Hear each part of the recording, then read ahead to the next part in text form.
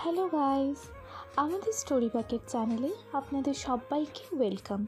প্রতিদিন নতুন নতুন রোম্যান্টিক, থ্রিলিং অ্যান্ড ইন্টারেস্টিং প্রেমের গল্প শোনার জন্য আমাদের পাশে থাকতে চ্যানেলটাকে অবশ্যই সাবস্ক্রাইব করো। আর ভিডিওটি ভালো লাগলে লাইক কমেন্ট করতে ভুলো না। কাব্যের মাদক মিশ্রিত কণ্ঠে বউ বলে সম্বোধন কানে বাজছে চারুর।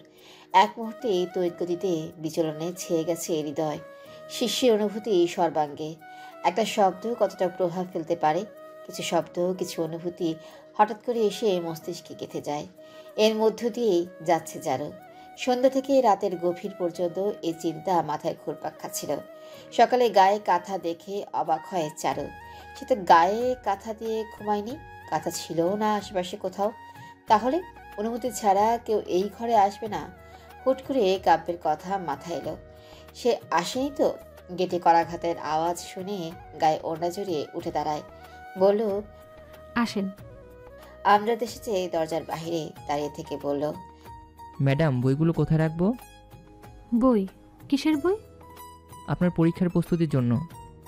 কাব্য বিচলিত হয়ে আমরাদের সামনে এসে দাঁড়ায়, বলে, আপনি ঢাকায় গিয়েছিলেন?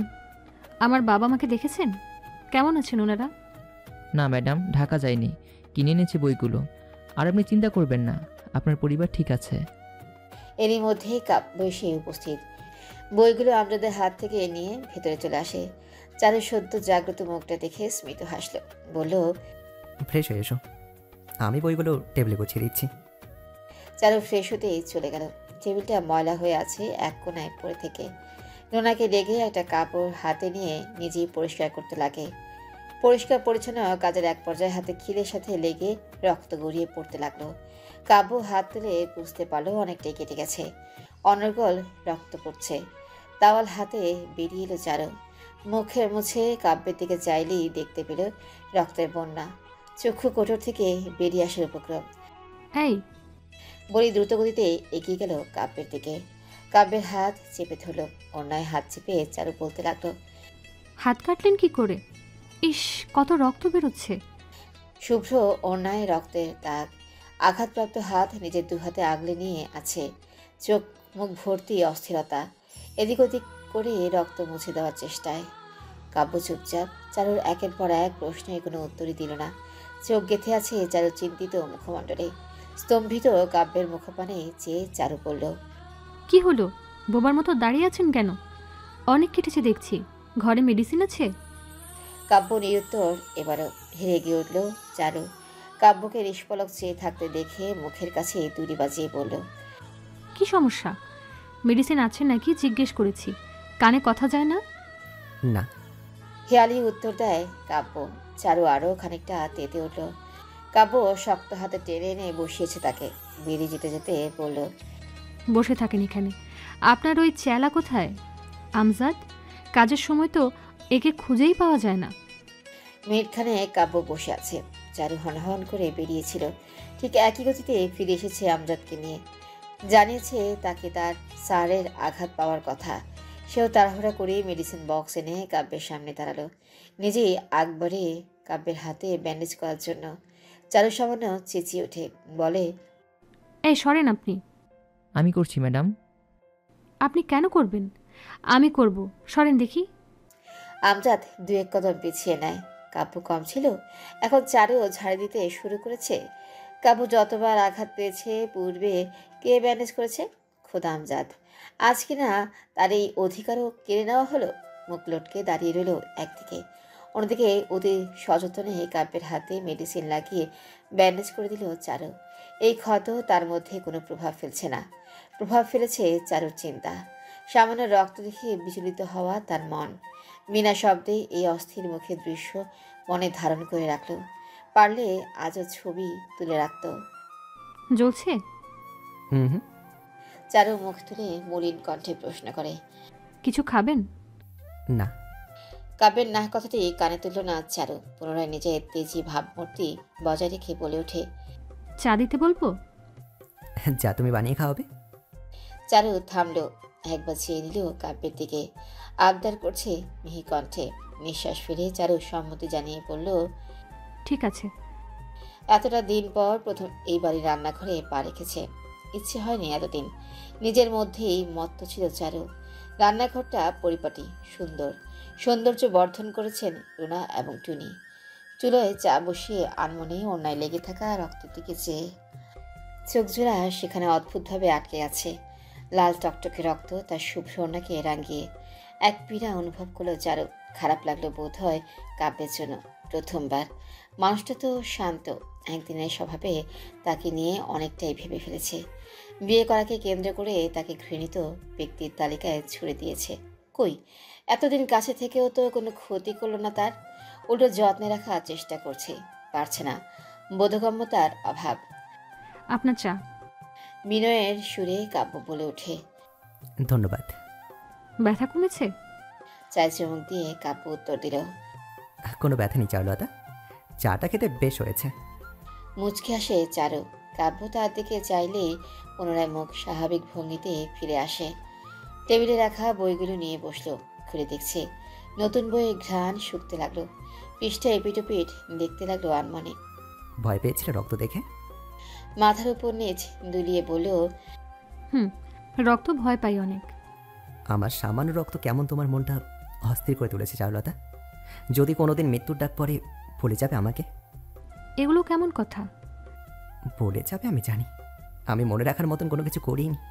আমি শুধুই তোমাকে কষ্ট দিয়েছি, তোমার স্বপ্নকে বাঁচতে বাধা দিয়েছি। কাব্যের কথার পিঠে কোনো কথা বলতে পারো না চারু। কেমন করে যেন কথা বলে।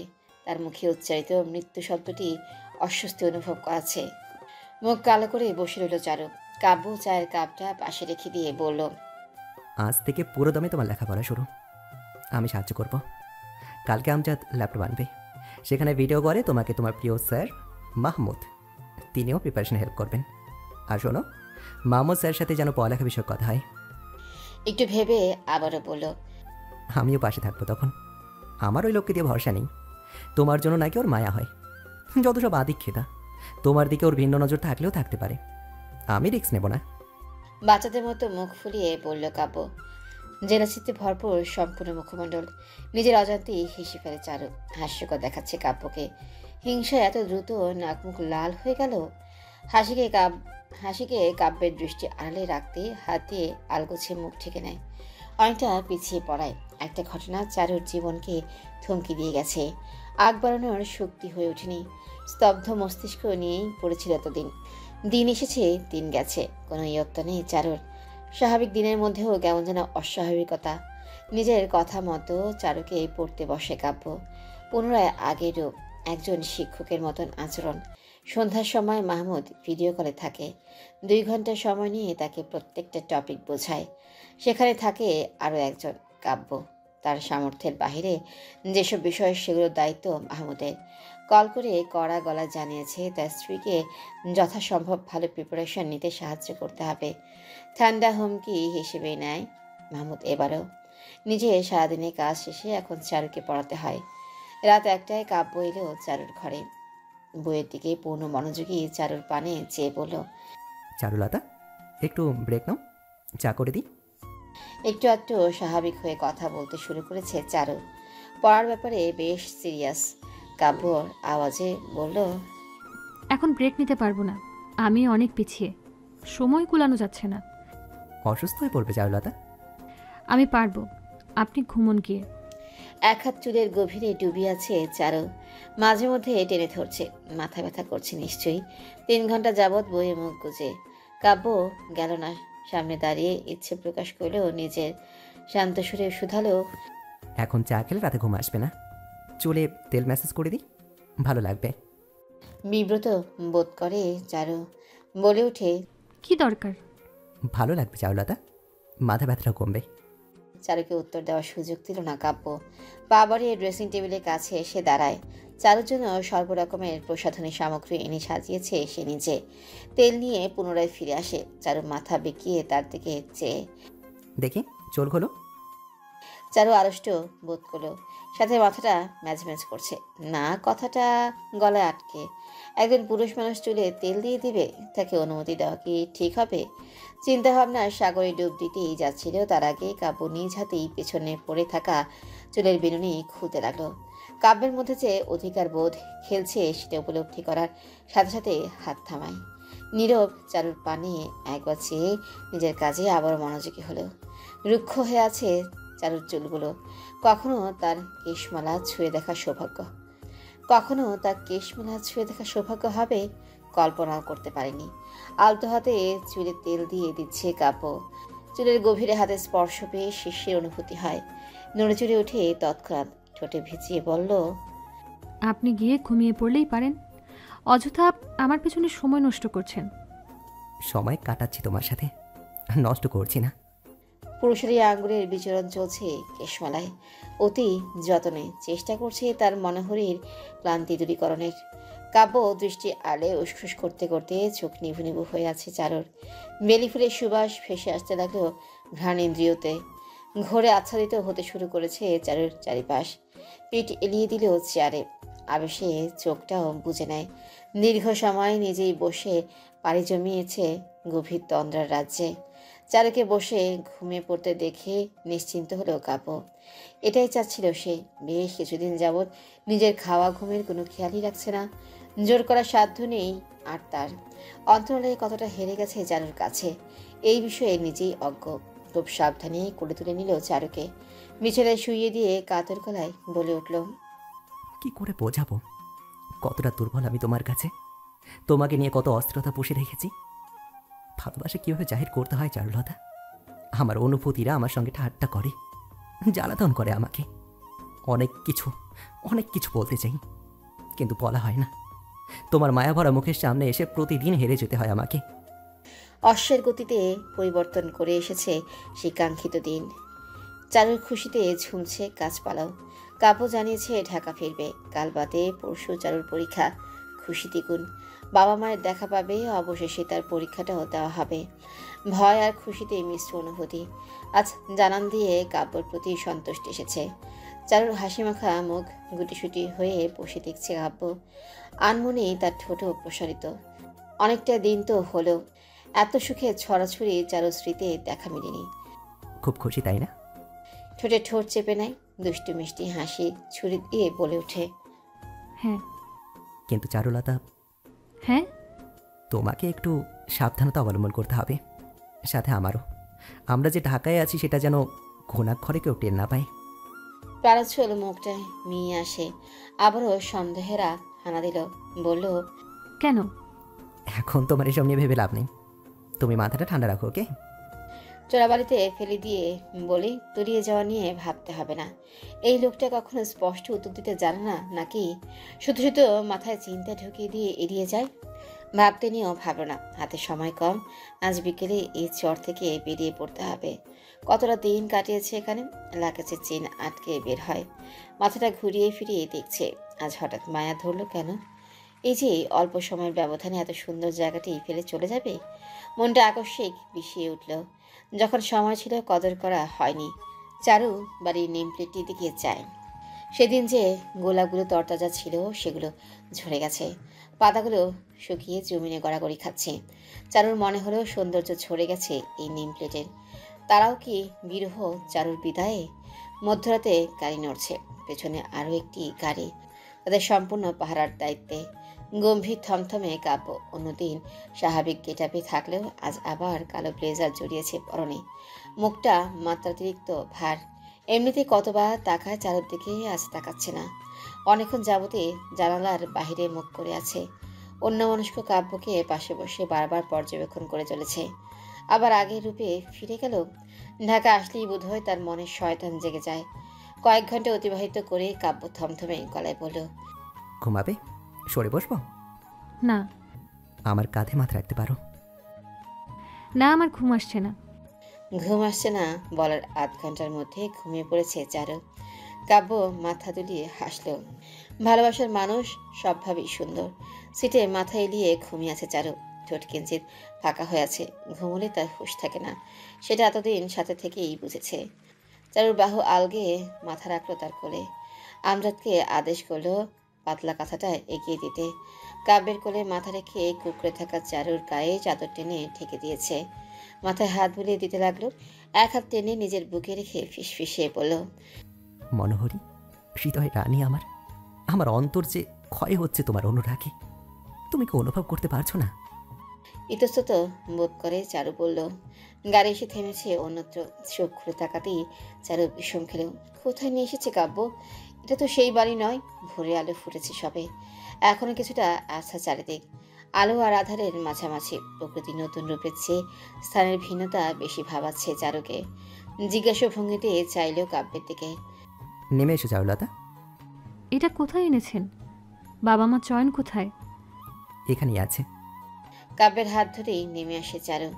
বাড়িটা দেখে বোঝা গেল বেশ পুরনো। জং পড়া গেট টপকে ভেতরে যেতেই সাথে সাথে মাটিতে পা পড়ে। পাশে একটা পুকুর, গাছগাছালিতে ঘেরা। কয়েক কদম এগিয়ে বাড়ির চোখে পড়ল। কাব্যের হাত ছেড়ে দেয় চারু। কাব্য পিছু ডেকে বলল, হাতটা ছেড়ে দিলে চারু, তোমার হাতের উষ্ণ স্পর্শ আর কিছুক্ষণ রেখে গেলে হতো না? নিশ্চুপ মুখখানা। কাব্য চেয়ে থেকে হেসে উঠল। এগিয়ে এসে বলল, চলো, তোমার বাবা মা অপেক্ষা করছে। এখানে কেন? ওই বাড়িটাই রেখেছিল চারুলতা, তাই তাদেরকে নিরাপদে এনে রেখেছি। চারু প্রশ্ন করতেই যাচ্ছিল, তার আগে ওষ্ঠে কাব্যের আঙুলের ছোঁয়া পেয়ে থেমে গেল। থামিয়ে দেওয়া হয়েছে তাকে। একজোড়া গভীর ভাসমান চোখ, কথার সাথে সাথে নিঃশ্বাসও আটকে। ঘোরযুক্ত স্বর ভেসে এলো। আর কোনো প্রশ্ন করবে না? হাত সরাতেই চারু মুখ খুলে। আপনি তো সব সময় এড়িয়ে যান। আপনাকে প্রশ্ন করে এ পর্যন্ত কোনো লাভ হয়েছে? মেয়ে এসেছে। আকস্মিক খুন্তিটা হঠাৎ হাত থেকে পড়ে গেল শায়লার। আমার চারু, আমার মা বলেই দৌড়ে আসলেন। শক্ত করে বুকে চেপে ধরেছেন। কান্নার পাশাপাশি গলা উঁচিয়ে চঞ্চল সাহেব এবং চয়নকেও ডেকে দেন। প্রায় এক মাস পর মেয়েকে পেয়ে পাগল প্রায় অবস্থা শায়লার। মেয়ের মুখে চুমু খেয়ে চলেছেন। চয়ন এসেও বোনের সাথে লেপটে আছে। শায়লার নজর কাব্যের দিকে পড়ল। তিনি কটমট করে ফিরে যেতে লাগলেন মেয়েকে নিয়ে। কাব্য বলে, আমিও তো 1 মাস পর ফিরলাম, আমাকে তো এইভাবে ভালোবাসলেন না মা? কাব্যের কথা শুনেও না শোনা ভাব করে হেঁটে চলেছিলেন। তাকে ভালোবাসার প্রশ্নই ওঠে না। একটু থেমে যখন মা ডাকটা কানে আসলো, চারজোড়া পা থেমে যায়। শায়লার সাথে চারুরও। থমকে দাঁড়াতে বাধ্য করে কাব্যর মায়াময় কণ্ঠস্বর। চারুর হৃদয়ে হাতুড়ি পেটা শুরু হয়েছে। সে জানে কিভাবে ফেলে রেখে চলে যাওয়া হয়েছিল তাকে। বাবা মা বেঁচে থাকতেও তাদের ভালোবাসা থেকে বঞ্চিত হয়ে গেছে বছরের পর বছর। শায়লা এই ব্যাপারে অজ্ঞ। কি প্রতিক্রিয়া দিবে বুঝতে পারছে না, কিন্তু মা ডাকটা তার মন নাড়িয়ে দিয়েছে। কাব্য হেসে বলল, আরে, আপনারা দেখছি ইমোশনাল হয়ে গেলেন। আমি এমনি বলেছি। পানি পেতে পারি? তৃষ্ণা পেয়েছে। চয়নের কি যেন হলো, দৌড়ে গিয়ে পানি এনেছে। কাব্যের দিকে এগিয়ে বলল, এনো খারাপ ছেলে, সেদিন তুমি আমাকে স্কুলে পৌঁছে দিয়েছিলে না? চয়নের চুলে হাত বুলিয়ে কাব্য বলল। শোধবোধ করে শালাবাবু। হ্যাঁ। দুষ্ট হাসে চয়ন। ঘুম বাদ দিয়ে পড়ায় মনোযোগী। ভয়টা একদিন আগে বেশি মাথায় চড়ে বসলো। ভয় গলা শুকিয়ে কাঠ, মাথা গুলিয়ে আসছে। যা পড়েছিল সবই ভুলে যাচ্ছে। আওয়াজ করে বই বন্ধ করে নিজের চুল মুঠ করে ধরে। নিচু হয়ে জোরে জোরে নিঃশ্বাস ফেলতে লাগলো। এমন কেন লাগছে তার? আগেও পরীক্ষা দিয়েছে, ভয় পেয়েছে, অস্থির লাগেনি। কি হয়েছে চারুলতা? করুণ গলায় বলল, আমার খুব ভয় করছে। আমি একবারে টিকে যেতে চাই পরীক্ষায়। একবার না পারলে আমি শত চেষ্টা করেও পারবো না পরবর্তীতে। সব ভুলে যাচ্ছি। এমনিতেই জানা নেই প্রশ্ন কোথা থেকে আসবে, তার মধ্যে যদি এই অবস্থা হয়। চেয়ার টেনে চারুর পাশে এসে বসলো কাব্য। শোনো মে, তুমি ভীত, আর এই ভয়টাই এখন তোমার মস্তিষ্কে ভয় করে আছে, যার ফলে তোমার মনে হচ্ছে তুমি সব ভুলে গেছো। আসলে কিন্তু এমন কিছুই না। সব চিন্তা ছেড়ে ফেলে দাও। চারু কাঁদো কাঁদো হয়ে বলল, পারছি না তো। পারবে চারুলতা, আমি বলছি পারবে। আগামীকাল তোমার পরীক্ষা অনেক ভালো হবে। এখন বই রাখো তো। তোমার মা 4 পকোড়া করেছেন, খাবে চলো। তোমার উসিলায় আমার খাওয়া হবে। পরিবারের মিলন মেলা চলছে। মেয়ে, বাবা, মা, ভাইকে পেয়ে খুশিতে গদগদ। পরীক্ষার ভয়টা নেমেছে তাদের মাঝে বসে। স্বস্তি পেল কাব্য। কয়েকবার চোখাচোখি হয় চঞ্চল সাহেবের সাথে। তিনি হয়তো কিছু বলতে চাচ্ছেন, ইচ্ছাকে তো এড়িয়ে যাচ্ছে কাব্য। সকাল সকাল ছোটাছুটি। চারু পরীক্ষা দিতে যাবে। শায়লা উঠতে দেরি হয়ে গেছে। নাকে মুখে নাস্তা রেডি করতে লাগলেন। সাথে দুজন হেল্পিং হ্যান্ড। তারাও একই গতিতে কাজে মনোযোগী। চারু এক এক করে সব কাগজ গুছিয়ে নিল। কাল রাতে এসব না করে কীভাবে ঘুমিয়ে পড়ল সে। চারু আর অন্যদের তাড়াহুড়া দেখে কাব্য বসে বসেই হাঁপিয়ে উঠেছে। এক পর্যায়ে উঠে দাঁড়ায়, কাপড় চেঞ্জ করে বেরিয়ে আসে। সেই যাবে চারুকে হলে নামিয়ে দিতে। নাস্তার টেবিলেও বইয়ে মুখ গুজে। শেষ সময়ে রিভিশন চলছে। শায়লা সাদা রুটি ছিঁড়ে মেয়ের মুখে পুড়ে দিচ্ছেন একের পর এক। কাব্যের দিকে নজর যায়, নিজের খাওয়া বাদ দিয়ে ফেল নয়নে তাদের দিকে চেয়ে। মায়ের নরম মন, অথচ নমনীয়তা দেখাতে চাচ্ছে না কাব্যের প্রতি। চয়ন বলল, তোমারও খেতে ইচ্ছে করছে আমার মার হাতে, তাই না খারাপ ছেলে? না না, মা আমাকেও কম ভালোবাসে, আপুকে বেশি। তোমাকে বোধ হয় ভালোবাসে না। আমি তোমাকে খাইয়ে দে, আসো। বলে কাব্যের মুখে রুটি পুড়ে দিল। হাসতে হাসতে খেয়েও নিয়েছে। চারু সেদিকে খেয়াল নেই। খাবার শেষ করে মেয়েকে দোয়া দরুদ পড়ে বিদায় জানায়। চঞ্চল সাহেব কাব্যের কাছে এসে বললেন, শুনো কাব্য, চঞ্চল সাহেবকে এড়িয়ে যেতে যেতে উত্তর দিল, এখন সময় নেই, প্লিজ আটকাবেন না। গাড়ি চলছে। চারু চুপচাপ বসে চোখ খিচে বন্ধ করে আছে। মাঝে মধ্যে হাত ঘুরতে সময় দেখে নিচ্ছে। চোখ খুলে ঢাকার জ্যাম ঠেলে 5 মিনিটে এসে হাজির এক্সাম সেন্টারে। তরুণ তরুণীদের কোলাহলে মুখরিত চারিপাশ। চারু কাব্যের দিকে চাইল, ছোট্ট করে বলল, আসি। কাব্য চারুর হাত ধরে আমজাদকে বলল। একটু বাইরে যাও তো, চারুর সাথে আমার কথা আছে। আমজাদ বেরিয়ে যেতেই কাব্য বলে, আমি যদি তোমার কপালে ঠোঁট ছুঁয়ে দিই, আমাকে আরও ঘৃণা করবে চারুলতা? শুধু একবার, আর কখনো না। থরথর কাঁপছে কাব্যের হাত। ব্যাপক অনুরক্ত এই কণ্ঠ। খুব করে চাইছে চারুর কপালে ছোট্ট স্পর্শ দিতে। তার চোখ জোড়া হিপনোটাইজ করতে জানে বিশেষভাবে। চারু নিরুত্তর। বলো, ঘৃণা করবে? আমি কোনো অপবিত্র ইচ্ছে আমি তোমাকে ছুঁতে চাই না, প্লিজ চারু। অস্ফুট গলায় জবাব দেয় চারু। করবো না ঘৃণা। মাথার পেছনে হাত পেঁচিয়ে কপালে ওষ্ঠ ছোঁয়ায় কাব্য। সময় নেয়নি এক মুহূর্ত। যদি এই সময়টা চলে যায়, আটকানো দায় হয়ে পড়ে। অধর সরিয়ে কপালে কপাল ঠেকায় অল্প সময়ের জন্য। অস্থির গলায় বলতে লাগলো, মুক্ত পাখির মতো ডানা মেলে উড়ে বেড়াও চারুলতা। নিজের স্বপ্নকে বাঁচো, ভালোবাসো সবাইকে, নিজেকে ভালোবাসো। তোমার সকল ইচ্ছেরা পূর্ণতা পাক। চারু চলে গেল। গেটের ভেতরে প্রবেশ করে একবার ফিরে চেয়েছিল। তার ফিরে যাওয়া আন্দোলন শুরু করলো বক্ষে। বিদ্রোহ ঘোষণা করেছে অনুভূতির দল। ঘন ঘন নিঃশ্বাস ফেলছে কাব্য। ডান চোখের কোণ বেয়ে ঝরে পড়লো এক ফোঁটা অশ্রুদানা। গোল গোল ব্যথিত নয়নে চেয়ে আছে গেটের দিকে। আরেকটা বা যদি দেখা পেত। স্যার। লম্বা নিঃশ্বাস ফেলল কাব্য। আমজাদ গাড়িতে উঠে বসেছে। গুরু গম্ভীর গলায় আদেশ করে ওঠে, চলো আমজাদ। স্যার একটা কথা। না আমজাদ, কোনো কথা না, গাড়ি টানো। চারুর পরীক্ষা শেষ হয়েছে। খুব ভালো পরীক্ষা দিয়েছে সে। নিজের উপর বিশ্বাসী। ফলাফল তার মন মতো হতে পারে। কাব্য ঠিকই বলেছিল, সবই তার ভয়। আসলে তো সে কোনো পড়াই ভুলেনি। উচ্ছ্বাসের জোয়ার নিয়ে গেটের দিকে এসেছে। কাব্যের অবদান আছে এতে, সাথে মাহমুদ স্যারেরও। এতটা খারাপ সময়ের মধ্য দিয়ে গিয়েও ভালো পরীক্ষা কেন? পরীক্ষা দেওয়ার আশা এতটা খারাপ সময়ের মধ্য দিয়ে গিয়েও ভালো পরীক্ষা কেন? খারাপ পরীক্ষার আশাটাই বাদ দিতে চলেছিল। মনে মনে ভেবে নিল কাব্যকে একটা ধন্যবাদ দিবে আজ। যতই খারাপ হোক, ভুল করুক, একটা ধন্যবাদ তার প্রাপ্য। বড় কালো গাড়িটা রাস্তার ধারে দাঁড়িয়ে আছে। চিনতে ভুল করল না। আমরা ড্রাইভিং সিটে বসে হাত দেখাচ্ছে। কাব্য হয়তো সেখানেই বসে। চারু এগিয়ে যায়। গাড়ির দরজা খুলে পুরো ফাঁকা গাড়ি দেখে কপাল কুঁচকে নিল। প্রশ্নগুলো, আপনার স্যার কোথায় আমজাদ সাহেব? আমজাদ এদিক ওদিক চেয়ে বলল, উনি একটা কাজে আটকে পড়েছেন, তাই তো আসতে পারেননি। আপনি উঠে বসুন না, বাড়ি পৌঁছে দিতে বলেছে আপনাকে ঠিকমতো। আচ্ছা। চারু বাড়ি ফিরেছে অনেক আগে। ফিরে এসে বাবা মাকে জানায় তার পরীক্ষার কথা। তারা মেয়ের কথায় মাথায় হাত বুলিয়েছেন। আরও বেশি দোয়া করছেন রেজাল্টের জন্য। জানেন তারা ভরসা আছে চারুর উপর। ছোটবেলা থেকেই অধ্যাবসায়ী। পড়ালেখা ছাড়াও সমস্ত কাজে তার চুরি নেই। চঞ্চল সাহেব এখনো বুক ফুলিয়ে বলেন, কপাল গুনে এমন একটা মেয়ে পেয়েছেন। রাত্রির প্রহর দীর্ঘ থেকে দীর্ঘতর। রাতের খাওয়া দাওয়া সারতে অনেক সময় লেগেছে। ঘরে এসে কাব্যের শার্ট ঝুলতে দেখে তার কথা মনে পড়ল। সে তো এখনো ফিরেনি, অনেক সময় হয়ে গেছে। বিয়ে করার পর তাকে বেশি সময়ের জন্য একা থাকতে দেয়নি, এমনকি ঘরেও না।